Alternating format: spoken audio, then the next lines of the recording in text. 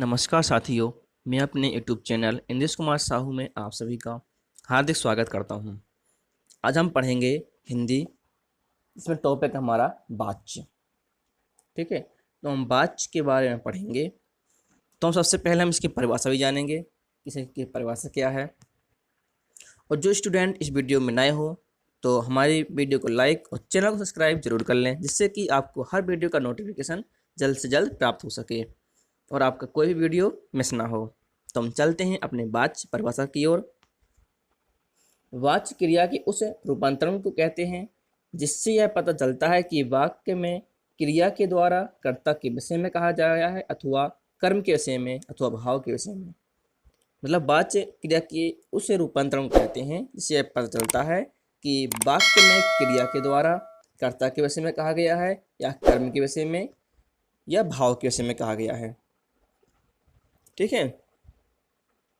दूसरी परिभाषा इसकी है कि कर्ता कर्म अथवा भाव के अनुसार क्रिया के लिंग वचन तथा पुरुष का होना वाच्य कहलाता है। जैसे उमा खाती है, तो कर्ता उमा के अनुसार क्रिया खाती है।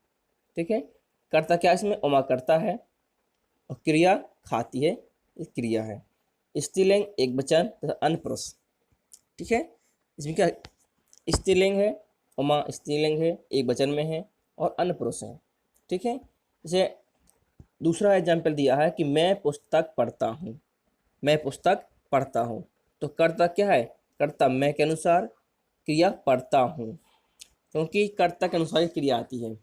जैसे जिस प्रकार का कर्ता होगा उसी प्रकार की क्रिया आएगी। तो कर्ता के अनुसार ही क्रिया आती है। तो इसमें लिखा है कि कर्ता मैं के अनुसार क्रिया पढ़ता हूँ। पुल्लिंग है मैं और एक वचन में है। ठीक है, और प्रथम पुरुष है। तो इस प्रकार से तीसरा एग्जाम्पल है कि लड़के खेलते हैं। तो लड़के लड़के क्या है, एक कर्ता है, खेलते हैं तो इसकी क्रिया क्या है, कर्ता के अनुसार इसकी क्रिया है, पुल्लिंग है और खेलते लड़के खेलते हैं मतलब बहुत सारे लड़के खेल रहे हैं तो बहुवचन में है और अन्य पुरुष है। ठीक है, तो जैसे हमारे इसके एग्जाम्पल। अब चलते हैं वाच्य के भेद पढ़ेंगे कि वाच्य कितने प्रकार के होते हैं। तो वाच्य 3 प्रकार के होते हैं, कृत्यवाच्य, कर्मवाच्य और भाववाच्य। ठीक है, तो पहले कृत्यवाच्य को पढ़ेंगे, फिर कर्मवाच्य को, फिर भाववाच्य को। शुरू करते हैं हम कृत्यवाच्य को। कृत्यवाच्य क्रिया के उस रूपांतरण को कहते हैं जिससे यह ज्ञात होता है कि वाक्य का उद्देश्य क्रिया का करता है। वाक्य का उद्देश्य क्रिया का करता है, अर्थात क्रिया में कर्ता की प्रधानता होती है। क्या होती है, कर्ता की प्रधानता होती है। ठीक है, तो एग्जाम्पल दिया है अनुभव पुस्तक पढ़ती है, वहाँ तो यहाँ पढ़ती है क्रिया का कर्ता अनुभव वाक्य में का उद्देश्य है। इस प्रकार प्रतिक्रिया का कृतवाच्य में है। ठीक है, अब करते हैं कर्मवाच्य। तो कर्मवाच्य में क्या है, कर्मवाच्य क्रिया के उस रूपांतरण को कहते हैं जिससे ज्ञात होता है कि वाक्य का उद्देश्य क्रिया का कर्म है, कि वाक्य का उद्देश्य क्रिया का कर्म है, अर्थात क्रिया में कर्म की प्रधानता होती है।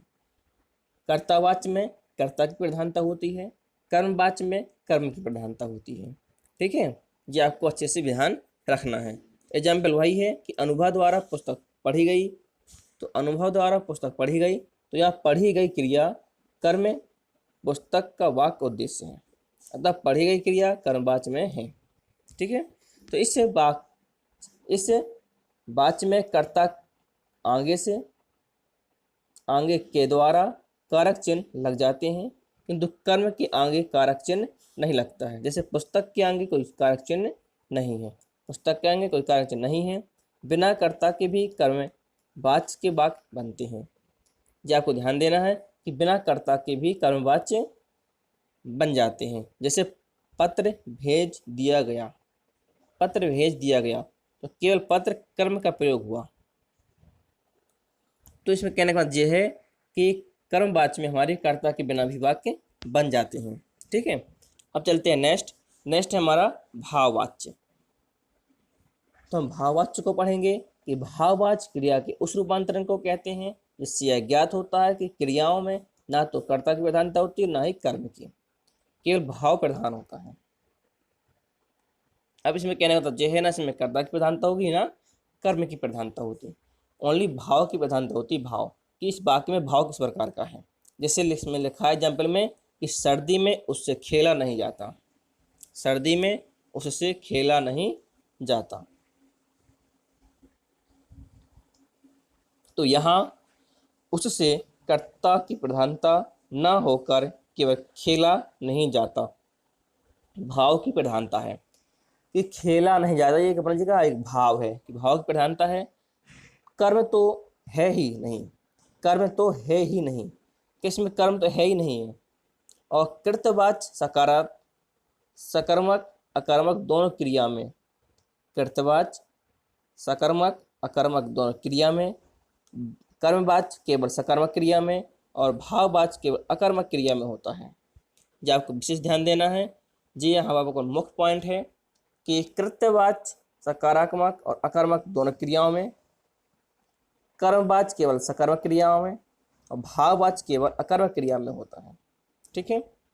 अब कृतवाच से कर्मवाच और भाववाच बनाना, क्योंकि कृत्यवाच से कर्मवाच कैसे बनाएंगे और कर्म से हम भाव कैसे बनाएंगे।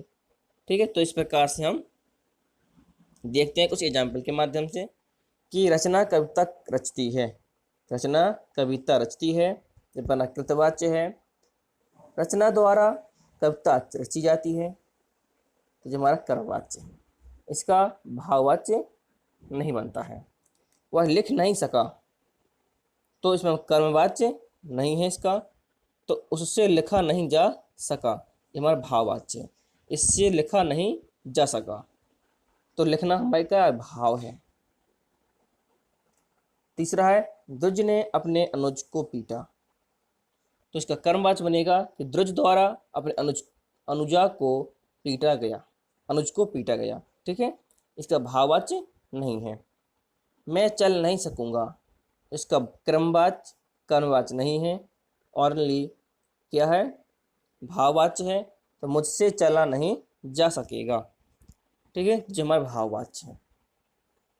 तो ये तो थे हमें वाच्य, वाच्य किसे कहते हैं और वाच्य के प्रकार। तो वाच्य हमारे 3 प्रकार के होते हैं, कृत्यवाच्य, कर्मवाच्य और भाववाच्य। ठीक है। तो आपको जो इसे ध्यान देना है। तो मैंने इस अच्छे से आपको पढ़ा दी है, आपको समझ में आए होंगे।